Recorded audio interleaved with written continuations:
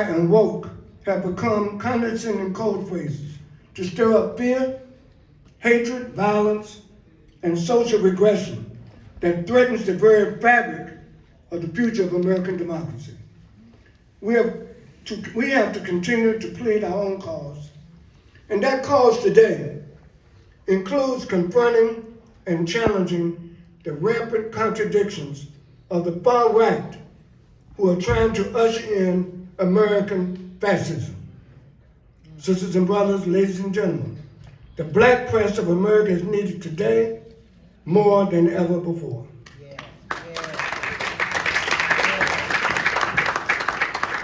Today we have 245 print publications and 13 digital and online publications who are members of the NNPA.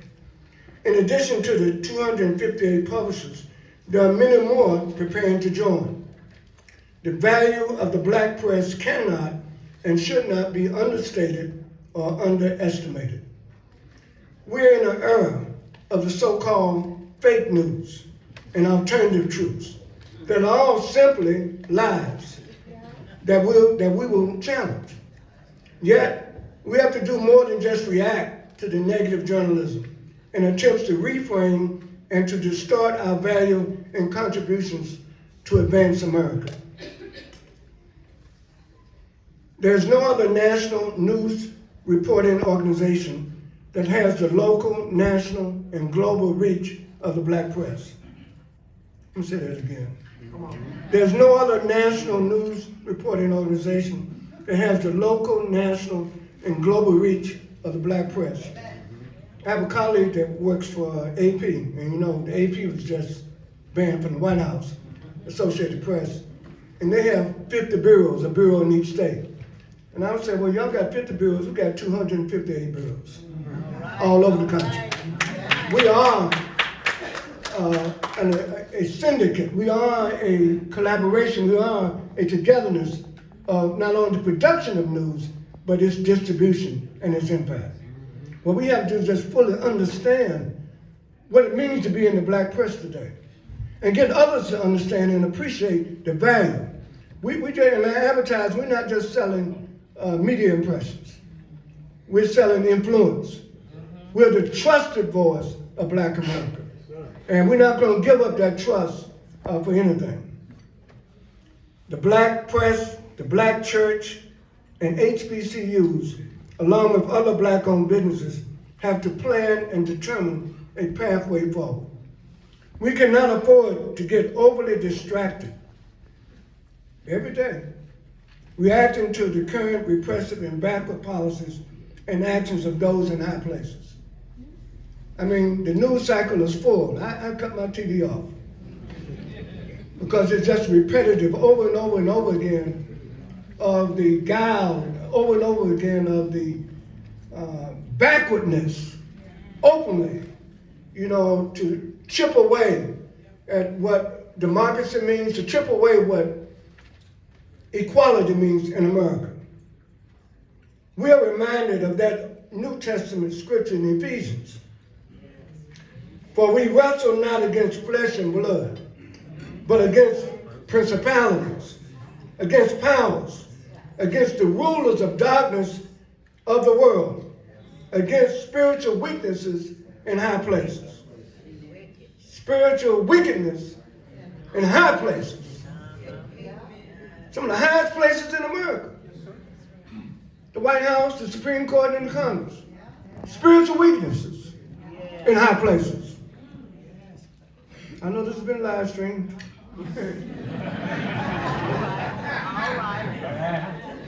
I know Elon Musk is going to have a heart attack. This biblical scripture applies prophetically to what we are facing today.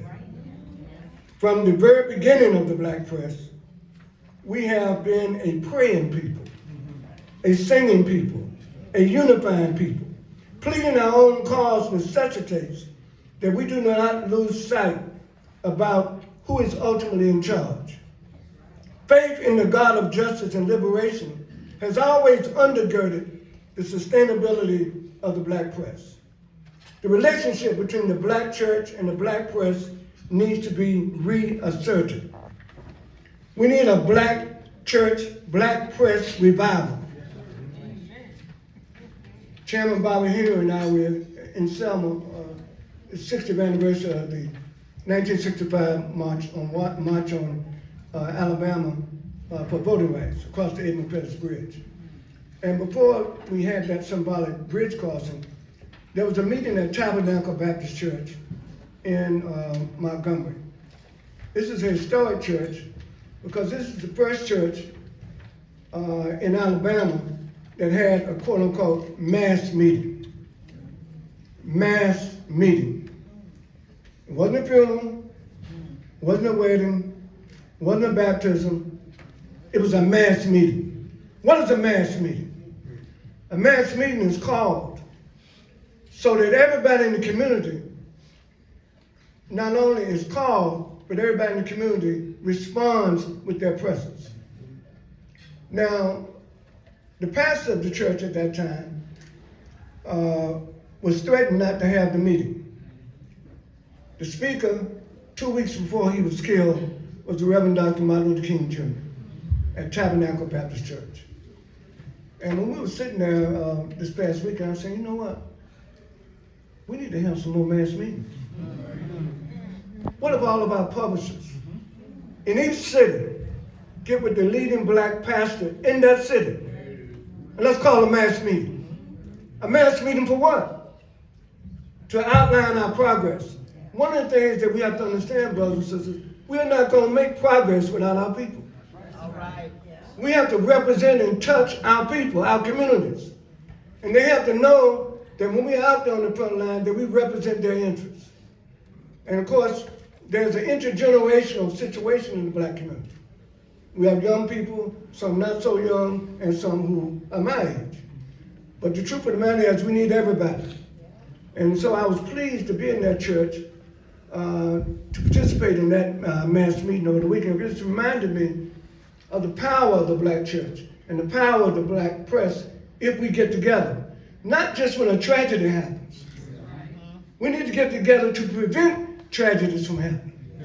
We just can't react to oppression. We need to be planning our liberation, planning our progress, planning our advancement as a people. Now, in order to overcome the spiritual weaknesses of this day and time, requires all of us to be spiritually strong. Because of our tax status, we are nonpartisan, but we are also non-stupid.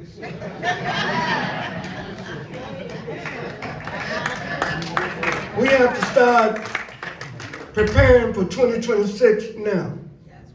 We're in 2025. What are we going to do in 2026?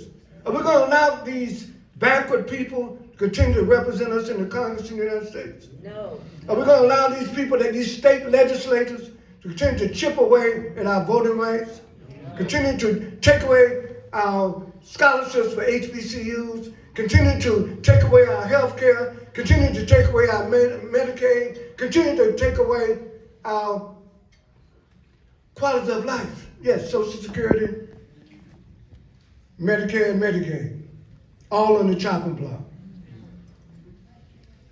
The black press will work diligently over the next 18 to 20 months to arouse our communities on the importance of civic education, voter registration, and engagement. We need to inspire and to motivate the largest black voter turnout in American history across this nation in 2016. We have to prepare for it, brothers and sisters. Don't wait till 2016. We need to start that right now. 2026. We know what you Yeah. Let me say that again because I know it's been live streaming. We need to inspire and to motivate the largest black voter turnout in American history across the nation for 2026. We will work with the black church, black-owned businesses, and with HBCUs to achieve this goal. Black Americans spend more than $2 trillion each year in the American economy. $2 trillion. the richest poor folk in the world.